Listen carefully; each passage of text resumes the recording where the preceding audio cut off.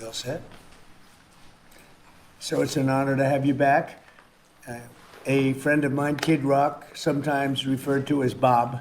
I know him as Bob, but he's been a good friend for a long time, many years, and he's been after something that is for the good of a lot of people, including, in particular, the public, and having to do with ticket sales and scalping and all of the gouging that you have been reading about. It's gotten worse and worse with time. And I didn't know too much about it, but I checked it out, and it is a big problem. And I thought, I think you've been trying to get this done for 20 years or something. He said Trump got it done in 2 weeks. But we came up with a very serious EO, and I'm going to sign it now, and maybe I'll ask you, Will, to explain a little bit about it, please. Of course, sir. So this is an executive order, as you said, that deals with the ticket reselling business. For fans of live entertainment and for entertainers as well, the ticket reselling industry has become a huge issue. These people use bots and computer algorithms to buy up huge blocks of tickets and then jack up the price so that fans of live entertainers like Mr. Ritchie, I almost called him Mr. Rock, don't have access to concerts the way that they should. And when they do, it's at exorbitantly high prices. So what this executive order does, it charges the FTC and the Department of Justice with rigorously enforcing laws on the books in collaboration with state attorneys general that have power over consumer protection and other people who have the power to really crack down on this issue so that entertainers and fans won't be subject to these abusive and oftentimes illegal practices. Good. Thank you very much. Bob, you want to say something? Yeah, anybody it doesn't matter your politics. First off, thank you, Mr. President, because this has happened at lightning speed. I know you put, I want to make sure Alina Habba gets her credit too, because I know she worked very hard on this, but thank you for making this happen so quick. Anyone who's bought a concert ticket in the last decade, maybe 20 years, no matter what your politics are, knows that it's a conundrum. You buy a ticket for $100, by the time you check out, it's $170. You don't know what you can charge for, but more importantly, these bots. You know, they come in to get all the good tickets to your favorite shows you want to go to, and then they're relisted immediately for sometimes a 400% or 500% markup. And the artists don't see any of that money. And, you know, ultimately, I think this is a great first step. I would love down the road if there'd be some legislation that we could actually put a cap on the resale of tickets. And I'm a capitalist and a deregulation guy, but they've tried this in some places in Europe, and it seems to be the only thing that's us as artists be able to get the tickets into the hands of the fans at the prices we set. I'll be the first one to say, and I know the president doesn't like when I say this, but I'm a little overpaid right now.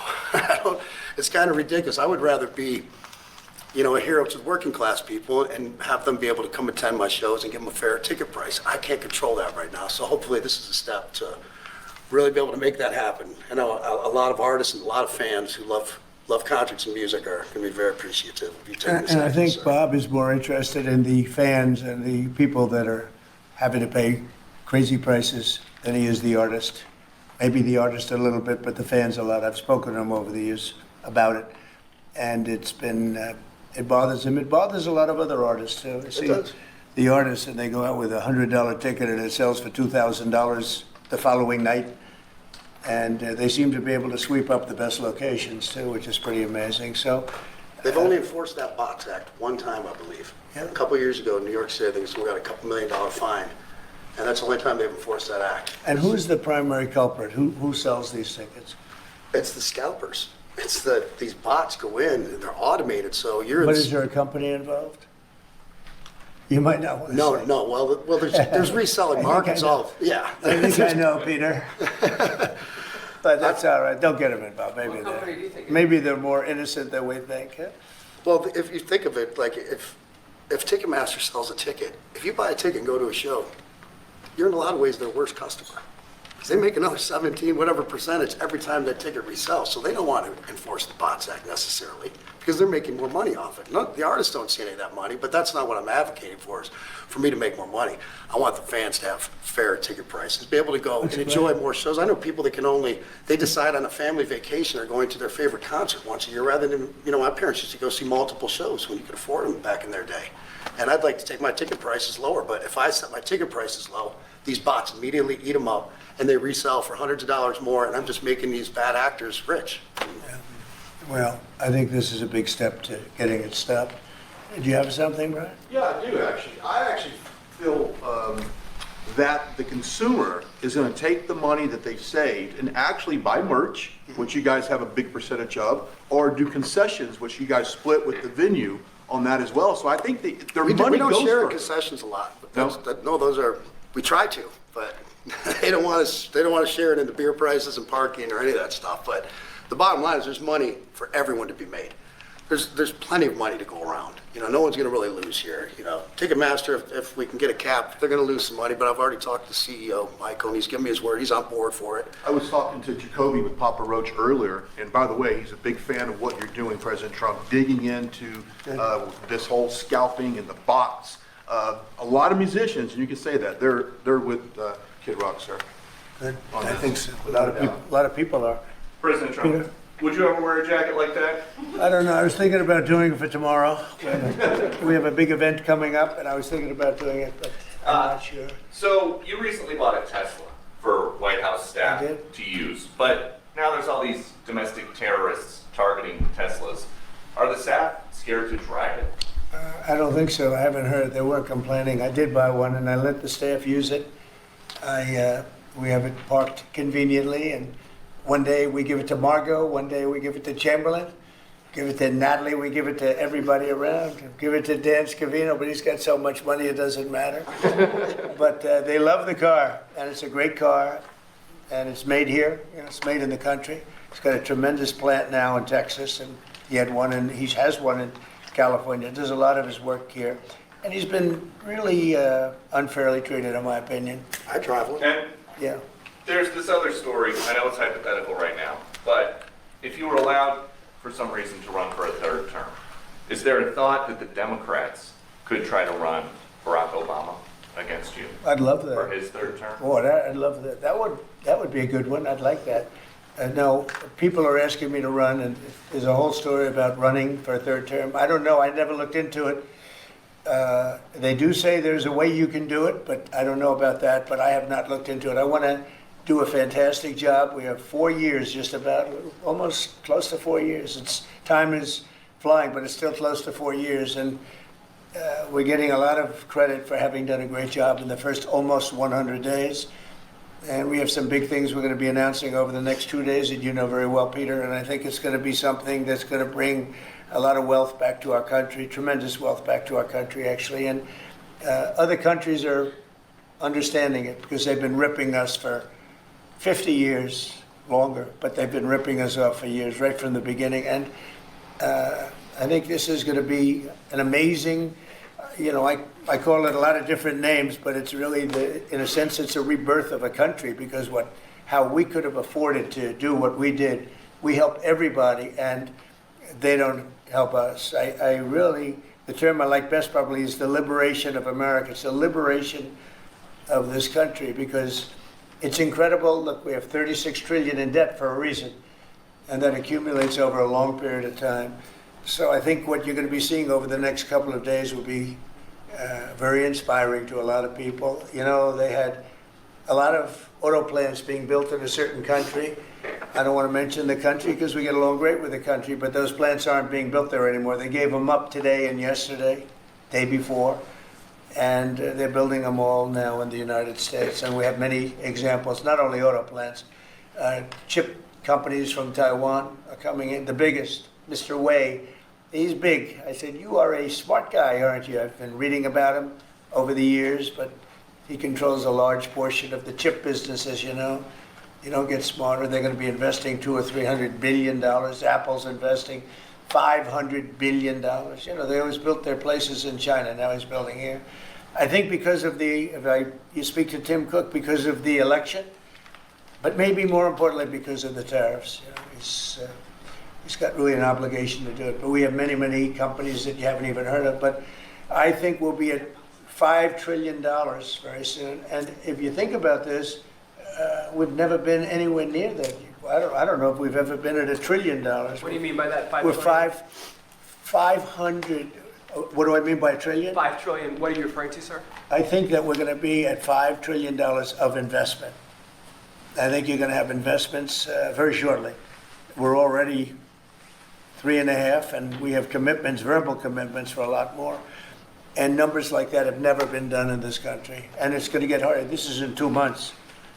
It's really in less than 2 months, because since we've really gone out with it. And we have other interesting things happening. But to me, the whole tariff situation, and essentially they've done that to us for many years. So if we're anywhere near $5 trillion in 2 months, this could be numbers like the country's never seen. And every time you hear a dollar spent, that's another job, because the jobs are coming with it. So auto plants, chip plants, pharmaceuticals, lumber coming in. We have things happening in this country. I'm not sure that they've ever seen it. Steel, we have tariffs on steel. They've been here for a while. Steel and aluminum. Nobody's ever seen anything like we're witnessing now. Nobody's ever seen. I think most of you agree with that. I mean, it's nothing much you can't agree with.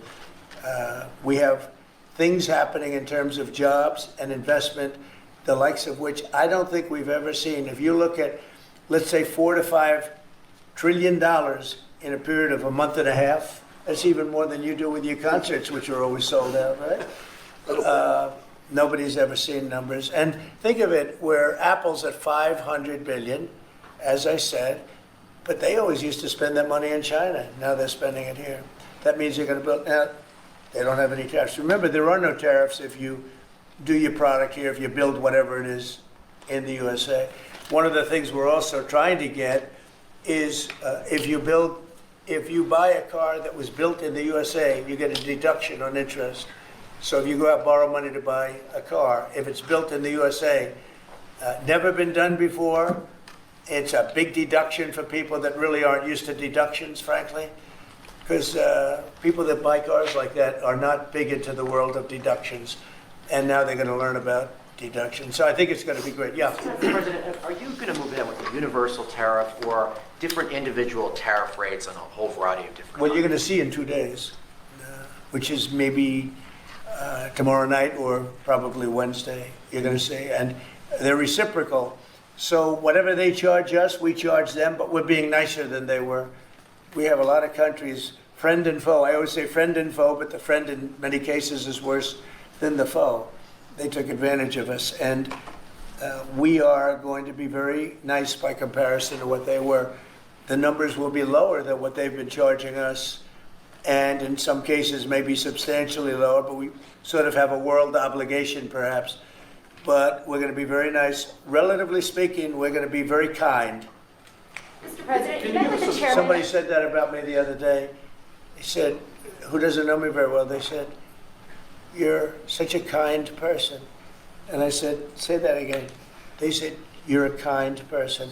I said, "I've never heard that before." It was a weird statement. I was kind. Who said that? I've heard of words that, I don't know, I better not tell you. I've been called a lot of things, but it's sort of a different kind of a word. It's like an old-fashioned word, is that it? Mr. President, you met with the chairman of Stellantis today. Did Yes. he ask you for a pause on the auto tariffs? No. What was that meeting about? Just about some of the problems they have with the environmental, which we're going to clean up. Have any of the automakers... We're going to probably go back to 1920. If you look, we're going to go back probably to a 2020 standard. So we'll have 2020 standard, and that's just a few years ago. Oh, they're making it so difficult all over the world. They're making it. It doesn't mean a damn bit of difference even for the environment. It doesn't matter. They make it impossible for people to build cars. So we're going to be doing much different. 2020 is a strong standard. But they've taken it to a level now that makes it very difficult to build a car. So we're going to be bringing it back to a standard that is a very good environmental standard, but it makes it possible to build a car. Have you heard any concerns from the automakers, though, about the tariffs on parts that will go into effect over the coming weeks, about what that's going to mean for the price of Well, I gave American-made them a big cars? break for a month. I didn't charge them anything, for a big month, for that first month, and they brought a lot of material into this country because they could bring it in without tariff. If you look at Canada and Mexico, they were driving hundreds of thousands of cars into the market because they avoid the tariffs by doing it before the tariffs go on, which would be Wednesday. And I saw some of your shows where cars are lined up for miles and miles. Some of them didn't have fenders on them. Some of them didn't have the roof on yet. They're driving it here, brand new. They're driving it in because they want to avoid the tariffs. I let them have that. They sort of took advantage of it because, that wasn't part of the deal, but that's okay. Are there any They're countries- great American car companies, and so I gave them a little break on that. Yeah. Are there any countries that you're not targeting on Wednesday? Well, it depends. I said it's reciprocal. Not everybody has made a fortune, but almost everybody has, but not everybody. And the ones that haven't, we're going to be very nice to them. And on a separate issue, Because that word reciprocal is very important. What they do to us, we do to them. Okay, can please. I just ask you briefly on President Putin? You said over the weekend, or indicated over the weekend, some frustration with him. How serious are you about imposing oil sanctions on No, I Russian want oil? to see him make a deal so that we stop Russian soldiers and Ukrainian soldiers and other people from being killed. But mostly it's Russian and Ukrainian soldiers. They're losing at least 2,500 human beings, beautiful human beings, a week. And I wanted to stop. And some people would say, why do you worry about Russian soldiers or Ukrainian soldiers? I worry because they're just like you people. They're like us. They're like all of us. And I seem to have an ability to do those things. And if I can do that, I think it's a very worthwhile thing to do. And I think we will. No, I want to make sure that he follows through, and I think he will. I don't want to go secondary tariffs on his oil, but I think, it's something I would do if I thought he wasn't doing the job. I did it with Venezuela, secondary tariffs, and you know what happened? Every boat left the harbor. Did you see that? It was a beautiful thing to see. The whole harbor emptied out. My words weren't even finished. I have these massive ships. They're actually taking the hoses and dumping them into there. They couldn't get out of there fast enough because they know I don't play games. So I think he's going to live up to what he told me, and I think he's going to fulfill his part of the deal. Now, then you have Zelensky, and hopefully he's going to live up. I see he's trying to renegotiate the rare earth. We did something because, as you know, the Europeans get paid back the money that they gave, and we don't, because Biden is an incompetent president. And he should have asked for rare earth, or he should have asked for the loans to be guaranteed in some form. That's what Europe did. Europe is in for probably $100 billion. And we're in for $350 billion. So we're in for more than 3 times. And now you could make it a little bit less than that, but it doesn't matter, whatever the number. We're in for substantially more than Europe. We could be in for $350 billion. They have no idea because Biden wasn't a good bookkeeper except for himself. And what happens is we made a deal for rare earth. It was all done. And I heard through you, I haven't spoken to them yet, but through you, I heard that they're now saying, well, I'll only do that deal if we get into NATO or something to that effect. Well, that was never, number one, discussed. Number two, I think it's going to be long before Putin, they said you're not going into NATO. And it could be, that's probably the reason the war started, actually. We're hours away from a very special election. Wisconsin, Florida. I want to share your thoughts on Republican voters to not sleep on this. These are 2 very important races to get out and vote. Well, it's a big race, Supreme Court race in Wisconsin. It's taking place essentially as it was early voting, and so we'll see what happens. It's a big race. I love Wisconsin. We won Wisconsin. Republicans typically don't do very well in Wisconsin, but I did. I actually won it twice. I actually probably won it 3 times, to be exact. We played their side. Not probably. I won it 3 times. We had a rigged election the second time, but that's, one of those things. We had to make this one too big to rig. Would you agree with that, Brian? Yes, too big sir. to rig? Yes, sir. So anyway, but there's a big race, and I hope you get out and vote for the Republican. The woman is a radical left lunatic. And let's see who wins. But the woman will be very bad. And Wisconsin's a big state politically. And the Supreme Court has a lot to do with elections in Wisconsin. So if whoever it is that's running, including, even Senate races, et cetera, but whoever it is in 4 years that runs, having Wisconsin is a very big, we won it early and big, but winning Wisconsin's a big deal. So therefore, the Supreme Court choice, that is the one you're talking about right now. It's a big race. It's going to be announced fairly shortly. President On TikTok. Big week of deadlines. You got Liberation Day and the TikTok deadline. Yeah, is this we week. do, which I can extend if I want, but we have a lot of enthusiasm for TikTok, for buying it.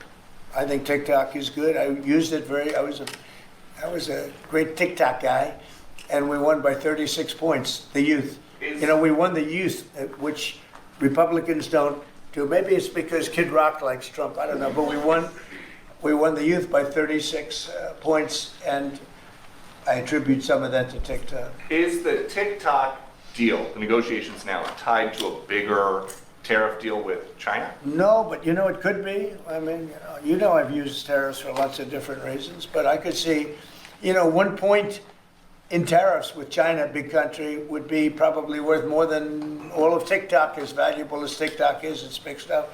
So there's a great example. That's a great question, actually. I'm a very flexible person. I could use that for that. Like, maybe I'll take a couple of points off if I get approvals for something. I haven't done it. Maybe I'll do it, maybe I won't. But it's a very good question. Peter, you're very good. Thank you. You'll love this one. Go ahead. It's not front page news, but I am just curious. What is your thought about Tiger Woods now becoming part of the broader Trump family? Well, I love Tiger, and I love Vanessa, and they had a great relationship. I happen to think the relationship with my son, I happen to think the relationship was hurt very badly by the witch hunt that went on, Russia, and all the crap that they put Don through, who knew nothing about it. But Vanessa and Don had a very good relationship. They have incredible children, 5 incredible children, all good athletes, all great students, they're like great. And they broke up, quite a while ago, and which was to me very sad because I think they're both great. Don and Vanessa, and Tiger actually called me a few months ago, and they have a very special, very good relationship with Tiger. I played golf with him a couple of times over the last month, and he's a fantastic guy and a fantastic athlete. And he told me about it, and I said, Tiger, that's good. It's good. I'm very happy for both. I just let them both be happy. Let them both be happy. They're both great. To follow up on China, China, South Korea, and Japan say they're going to work together in cooperation to respond to the tariffs that you're going to put into effect this week. Are you concerned that this move of the tariffs this week could push some of the United States' closest allies to work with China? No, I'm not worried about it. I'm not worried about it. Yeah. Mr. President, can I ask you I about think something? they have a chance of doing better, actually, with the tariffs. It can actually help them in a certain way. And I think a lot of them will drop their tariffs because, they've been unfairly tariffing the United States for years. And if you look at the European Union on cars, the European Union already dropped their tariff down to 2.5%. It was announced a couple of days ago, which is what which is a very small tariff. The United States charged very little. And I think I heard that India just a little while ago is going to be dropping its tariffs very substantially. And I said, why didn't somebody do this a long time ago? A lot of countries are going to be dropping their tariffs. About something that happened in France today, Mr. President. Marine Le Pen, the far-right leader, got convicted in court and is now banned from running for office for 5 years. Do you have a comment on that? That's a big deal. That's a very big deal. I know all about it, and a lot of people thought she wasn't going to be convicted of anything, and I don't know if it means conviction, but she was banned for running for 5 years, and she's the leading candidate. That sounds like this country. That sounds very much like this country. Okay, anybody else? Mr. President, you've presented with a bunch of proposals for tariffs by your advisors. They've been talking about that idea publicly. And who? That your advisors have presented ideas They to you do. about tariffs and what to do in the next 2 days. Have you settled Well, on you're any? going to see, I've settled, a long time ago. But we talk about it. We talk about it a lot. We want to do what's right for the country and even the world. It affects the world, not just this country. This has been the piggy bank for the entire world. So it really does affect the world, and that's important to me also. Yeah. Yes, Mr. President, in the past you have said that you want the quick return of Austin Tice, a Marine Corps veteran and a journalist who went missing in Syria over 12 years ago. Yeah. Have efforts been made to locate Austin Tice been extended beyond Syria, including potential leads in Iran? And do you have plans to get in touch with Ms. Deborah Tice, the mother of Ms. Austin Tice? And also at the same time, organizations like Hostage Aid Worldwide have been on the ground in Syria searching for Austin Tice for many years. Can I get your comment on the future, potential future plans to locate Austin Tice and to bring him home finally? So we've been looking, as you know, for Austin for years. I don't know about Biden. I don't think Biden was looking for anything, but we were, and there's been virtually no sign. You know that. There's been no sign of Austin. An incredible young guy. Be less young now. I mean, it's been a long time. It's been many, many years. The mother is fantastic. She's a very committed mother that her whole life is to find her son, who was in Syria and just disappeared off the face of the earth. So, you know, a lot of bad things happen. But we're always, you know, we will never, until we find out something definitive, one way or the other, we'll never stop looking for him. But we have been, and the response, it's just a lot of dead ends. He's been gone for a long time. The problem is there's never been a sighting. You know, sometimes you'll have somebody, you're looking for him, and there's a sighting. There's never been a sighting of Austin, but we are out there, and we have great respect for his family and for his mother. She's been unbelievable. Yeah, Mr. President, a question about... no, behind you. Oh, apologies. Yes, you've had outreach with the leaders of Russia and China. You've made an outreach to Iran. When are you going to plan to reach out to North Korea and Kim Jong-un? Anytime in the near future? Well, I do. I have a very good relationship with Kim Jong-un. Now, you people hate to hear that, but it's very important. I got along with him fantastically, as you know. It started off very rough, very nasty. Little rocket man, the whole thing was a nasty deal. And then one day we got a call that they'd like to meet. We met. We have a great relationship. And yeah, we have, there is communication, yeah. I think it's very important. You know, he's a big nuclear nation, and he's a very smart guy. I got to know him very well. You remember I put my foot across the line, and then I walked across the line. I don't know if Secret Service was thrilled with that. They actually wasn't. They were not too thrilled. But I have a very good relationship with him. Yeah, we'll probably do something at some point. Yeah, please. Who's on your short list, Mr. President, to replace Elise Stefanik as U.S. Ambassador to the UN? So we have a lot of good people that want it. First of all, Elise is fantastic, and I just don't want to take chances where you guys saying, how is the election going? We have a congressional election that's a little bit close. I guess the one is in good shape, but the other one's a little bit close. But Randy Fine is a great guy. They're both good candidates. They're very good. But it's, you know, a little bit, we want to be careful. And Elise is very popular in her district, and so am I. We won by a lot of points, and so did she. And there's a lot of people that wanted to run for it, but we have no idea, are they going to win? I think it's just security. And I said, Elise, what about going back? Because they love you there, and she's going to take a big leadership position with Mike Johnson and the group, the speaker. And I can tell you that for the replacement, we have a lot of people that have asked about it and would like to do it. David Friedman, Rick Grinnell, and maybe 30 other people. Everyone loves that position. That's a star-making position. And so we'll see what happens. But we have a lot of people that are interested in going to the United Nations, as you can imagine. Yeah. So get a quick music question. Favorite song to play live is what? And then my question for you, Mr. President, your favorite rally you did last year, 2024. What was your favorite one? Favorite song to play live? Yeah, favorite song to play live. Oh, that's a tough one. It'd have to be one of the hits, probably Cowboy or Ball with the Bar. There's a song that I've played every night that was never a singular hit that I probably should not say the words to in this office right now. And then for you, Mr. You never President. met a certain person like His me. rallies are amazing. He does great and gets big crowds. He's really a star when it comes to that. He is a very talented guy. I would say maybe Madison Square Garden, because anybody that was there, the owner of the garden, Jim Dolan, who's, you know, to me always been terrific. He said this, he's never seen anything like it. We when you announce Madison Square Garden, it's a big arena, but we sell out big arenas. We sold out in Milwaukee. We sold out at every big arena. We never had empty seats. It's amazing.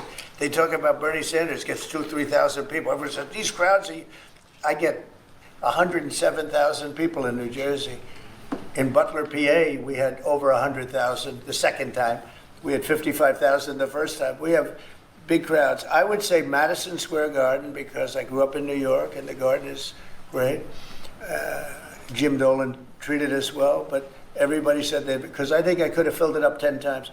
We had hundreds of thousands of people that were stacked all the way back to the Hudson River and on the other direction back to Fifth Avenue. Nobody's ever said, I don't mean with a line, I mean like 50 deep, this way. The streets were closed, the whole thing, it was crazy. And when you take that, you want to do well at Madison Square Garden. You don't want to have empty seats. But we could have sold it out, Brian, 10 times, and everybody knew it. And I think we got a good indication that that's where the election was going. And we won every swing state, and we won by millions of votes. It was a great election, yeah. Mr. President, the U.S. military transferred 17 individuals to El Salvador overnight. Did you discuss with your team whether these deportations would run afoul of any recent court orders? No, I do want to thank, however, the president. He has been unbelievable, and in relation to us. But I think that our people have done an incredible job. I got elected on the basis of getting bad people out of our country that shouldn't be here, very dangerous people out of our country, and that's what I did. And then you have a judge that wants to take over, and I can't imagine it can be allowed. If it was up to him, they'd all be put back in our country. These are killers. These are drug lords. These are really bad people. But I want to thank the president of El Salvador because he's done an amazing job. You saw it. Yeah. Elon Musk's special government tenure is coming to an end, 130 days, I think another month. No. Do you want him to stay longer, or is it time for him to go back to running his companies in Europe? Well, I think he's amazing, but I also think he's got a big company to run. And so at some point he's going to be going back. He wants to. Would you want to keep him around? But I'd keep him as long as I could keep him. He's a very talented guy. I love very smart people. And he's very smart. And he's done a good job. Doge has, we found numbers that nobody can even believe, like 400 billion, 500 billion. It could be close to $1 trillion by the time they end on different things. And he's led the charge. And you've seen a lot of his people. And these are people that joined up. I always say they're high IQ people. I like high IQ people. And they've done a great job. No, at some point, Elon's going to want to go back to his company. I will say he's got, despite the way he's been treated, so he's an American patriot, but the way he's been treated with Tesla is just terrible. It's just terrible. Once he goes In fact, back, you have a Tesla, and you love it. You love it. He was saying before he bought a Tesla, he loved it. A lot of people are buying Teslas, I think, and I hope they are. He should not be treated that way. He's done an incredible service to our country. Once he goes back, is Doge going to keep operating even without Elon here? Well, I can't tell you that. I can say this, that a lot of the people that are working with Doge are the secretaries, the heads of the various agencies, and they've learned a lot, and they're dealing with the Doge people. I think some of them may try and keep the Doge people with them, but, at a certain point, I think it will end. But they have also gotten a big education, and they're doing a really good job. There'll be a point at which the secretaries will be able to do this work and do it very, as we say, with the scalpel. And that's what we want. Yeah, Jeff? Mr. President, have you had any updates on the U.S. soldiers missing in Lithuania? I have. Can you give us an update? So 3 are no longer with us, and 1 is unfortunately probably in the same category, but they haven't declared that yet. It was a very heavy truck, like a toy, but really heavy, that lifted the heaviest equipment. And it would seem that the bank of a lake collapsed. The weight is so big. And it was at night, and it was very cold weather, and ice, a lot of ice. And it's possibly slipped, and the weight is so enormous of this thing. It's a massively heavy vehicle. And if they slipped a little bit, that's probably what happened, and it flipped. And 3 are gone. and one is missing. On a separate topic, follow up on immigration, did you see the video of the Tufts University student who was taken off the street by ICE agents last week in hoodies and masks? There's been a lot of criticism of that. Are you comfortable with how that was handled? Well, I haven't really looked at it in any detail, but I will. I mean, I have seen it quickly, but not, I wouldn't want to comment on it. Yeah, please. Yeah, Mr. President, would you be able to confirm recent reporting that you are making plans to go to Saudi Arabia next month? And Yeah. if so, why is Saudi Arabia so important? So I have a very good relationship with the Middle East. In fact, if you look at Michigan, I won the vote by a lot. People were a little surprised. And I have a very good relationship with Mohammed and the king. His son is Mohammed, he's great. Crown Prince, actually he's Prime Minister too. He's got a lot of good titles. But he's great, and the king has been wonderful.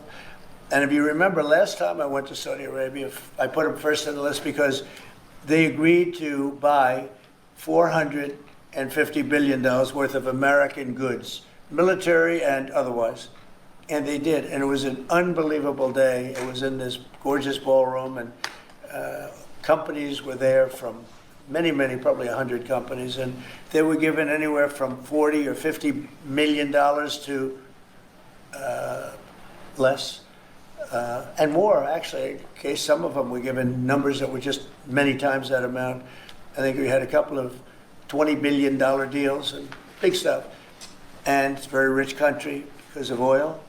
And we are a very rich country ultimately when we straighten it out because of oil. Oil is always good. And I agreed to do it again, and they've agreed to spend close to $1 trillion of money in our American companies, which to me means jobs. So they're going to spend hundreds of billions of dollars giving them to American companies that are going to be making equipment for Saudi Arabia and other places in the Middle East. And for that, I think it's worth it. I did it last time, $450 billion, and the press was there. It was one of the most unique days I've ever seen, where companies would get up and you're getting $20 billion. The name of the company, the chairmen were all there, every chairman and top person in the company. You remember that, Peter? I don't know if you were there. You might be too young for that. I was on the Democratic campaign trail. Oh, that was boring. This was a much better deal. But it was amazing, actually. It was an amazing day. We sold and we partook in $450 billion worth of investment into American companies. And they announced the company, the amount of money, $1 billion, $5 billion, $25 billion. And the chairman of the company, many of whom, are well-known figures, prestigious figures, great business leaders, they went up, they shook the hand of somebody, and they would sit down, and we just had a big investment made. So it was a record. Nobody ever beat it before. $450 billion worth of jobs. I view it as jobs more than anything else. And now we're close to $1 trillion, so it's more than double the number that we did when I first came to office. And this trip takes place next month. It could be next month, maybe a little bit later, yeah. And we're going to Qatar also. And also we're going to possibly a couple of other countries. UAE is very important. It's a great leader in UAE. And I had his brother here the other night, if you saw that. We had a wonderful guy, a wonderful family. So we'll probably stop at UAE and Qatar, and as I used to call it, Qatar. Nobody's ever told me right or wrong. I always like to say Qatar, but it's Qatar. They like to say Qatar. And Saudi Arabia, the three of them, and then we'll go other places also. But in the Middle East, those seem to be the three. And again, tremendous amounts of jobs will be created in those 2 or 3 days. Thank you very much, everybody. Thank you, Fred. Thank you, Fred. Thank you, Fred. Headed out that door right there. Oh, Thanks, President guys. Trump, Thanks, you guys. guys are signing the Thanks, guys. deal. Wait. That was good. Okay, ready, everybody? You better do well with this. He's going to do it. Make sure everything is nice and clean, right, for your Make industry. America fun Because you're again. not in a clean industry. we're Hold not. that up. Okay? Thank you, everybody. Thank you.